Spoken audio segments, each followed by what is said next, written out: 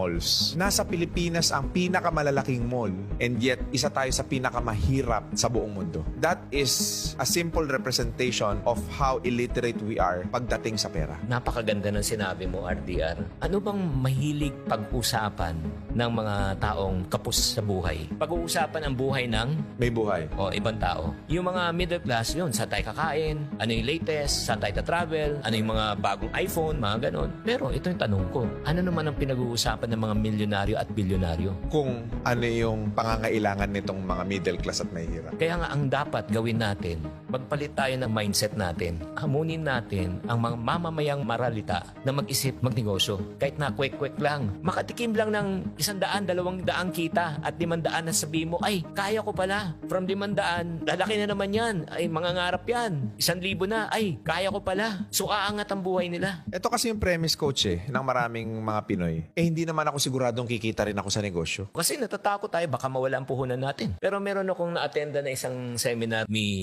Senator Manny Villar. Sabi niya, nagtataka ako sa ating mga Pilipino. Bakit tayo natatakot mamuhunan at mag-umpisa ng negosyo? Walang-wala na tayo eh. Nasa ilalim ka na nga eh. Ano pang mawawala sa'yo? Eh wala ka na at the first place. Ang dapat daw matakot na mamuhunan yung mga tao may milyon at bilyon. Nakakatakot mag-drive pag di mo alam. Nakakatakot mag-bike pag di mo alam. So ano solusyon? Pag-aralan mo. Natatakot ka magnegosyo at mag-invest dahil hindi mo. Alam. So ano solusyon? Alamin mo. Kung gusto nyong maging magaling sa pera, ayusin yung mindset. Tama. Isa pang aral na tinuro sa akin ng aking ina. Nung minsan nag-uwi ako ng bike, sabi niya, pag yan, nasira, meron kang sirang bike. Soli mo yan. Kung hindi mo kaya, huwag kang manghiram. Siyempre, sama na loob mo. Mahirap na nga tayo. Wala na tayong pera. Minsan lang akong manghiram, tapos pinagkait mo pa to sa akin. Na hindi ko alam, napakagandang leksyon yan. Kasi sinabi niya sa akin, pag sinanay kita na manghiram, ngayon nanghiram ka, laruan. Paglaki mo, anong hihiramin mo? Pera. Kasi ang konsepto ng hiram, you want it now. Pero ang konsepto ng paghihintay, ito ay kagaganda ng buhay. Kaya para sa mga taong nakikinig na mga magulang dyan, ako, 3 yung anak ko, 22, 20, and 18. Baka masyak na lang kayo, buti na lang hindi ko kayo anak. Sa tanang buhay, hindi nakatanggap ng allowance sa akin mga yung anak. Bakit? Pagkain, edukasyon, baon, in terms of baon, pagkain na baon, pagpasok sa school. Pero kung gusto mo ng pera, pagtrabahoan mo, hindi kami nagbibigay ng allowance. Hindi ka ba maging masamang tatay niya? O sige, gusto mo ng pera? Nung bata pa sila, o massage mo ako, I'll pay you. So in other words, we're teaching them the value of hard work. You have to work it out. Yeah, hindi rin ako pumapayag na makipag-negotiate sa akin. Like, pam, malapit na birthday ko.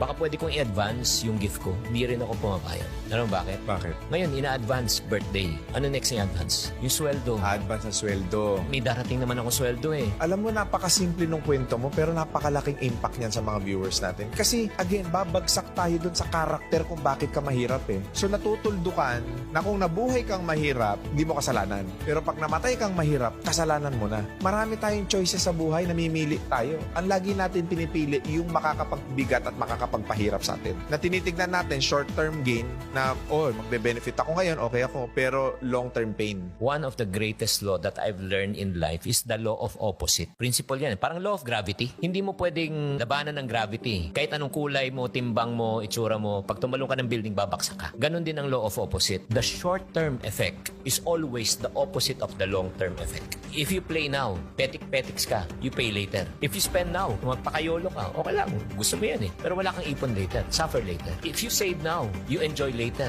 If you build your business now, diba? You retire later. Huwag mong solusyonan ng mabilis yung problema. Ang unahin mong solusyonan yung kaisipan mo. And then the rest will follow. Ito pang isang law na naunawaan ko na sinusundan ko sa buhay. You cannot solve a permanent problem with a temporary solution. Ang ganda, no? You got to solve a permanent problem with a permanent solution. So kung may utang sila, coach, huwag silang uutang sa iba para mabayaran yung utang nila. Ang gawin nila, dagdagan ninyo yung kita ninyo. Yun ngayon parating sinasabi, dagdag ng kita eh. Kunyari, itong bote na ito, di ba, puno. Lagyan mo ng butas to. Ano mangyayari dito? Dahan-dahan Correct. maubos yan. Tama o mali? Tama. Gusto mo mapuno to? Yes. Anong solusyon? Takpan mo muna yung butas. Takpan mo muna bago mo lagyan. Pero kung sinasabi ng ibang tao, ay hindi, ang solusyon dyan, dagdagan lang yung kita. O sige, tagas, ubos na, di ba? May butas. O Dagdagan mong kita, ano mangyari ulit? Tumatagas eh. Kailangan talaga bawas dagdag method. Bawasan mo muna ang mga gastos na hindi mo talaga kailangan. Pag nabawasan na, dagdag. Pag dumadagdag na yan, mapupuno na to. Mindset talaga eh. That because of your mom, yung mga turo, ngayon naaalala mo, di ba coach? Kaya pala ako naging chingkitan ngayon, hindi pala dahil magaling ako magsalita. Kaya pala ako naging chingkitan ngayon, hindi dahil sa magaling ako sa public speaking, magaling ako makiharap sa tao, hindi pala. Dahil pala ito sa nanay ko, na nagturo sa akin mula pagkabata. Kung ano man yung natutunan ko sa labas, additional na lang yun. Eh, syempre, nagkamalay ka na, naunawa mo na. Ito pala yung pampatibay.